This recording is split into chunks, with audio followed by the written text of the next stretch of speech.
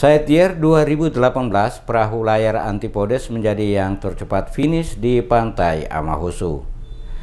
Perahu layar Antipodes dengan nakoda Gulf Hill menjadi peserta pertama yang memasuki garis finish di Pantai Wisata Negeri Amahusu, Kota Ambon pada lomba layar Spice Island Darwin Ambon Yacht Race tahun 2018.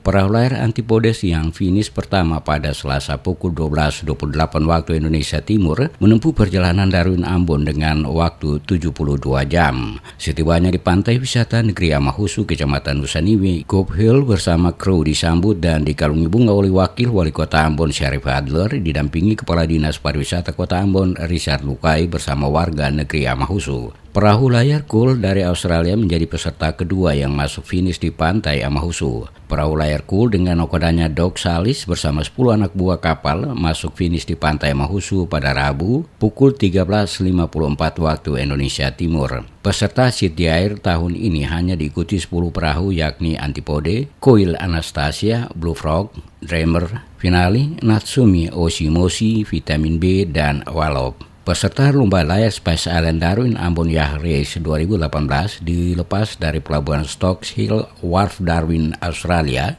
pada Sabtu 4 Agustus 2018 kemarin. Pelepasan peserta di Sightyear 2018 dilakukan oleh pemerintah Kota Darwin, Konsulat RI di Darwin, Northern Territory Australia bersama perwakilan tim pemerintah Kota Ambon.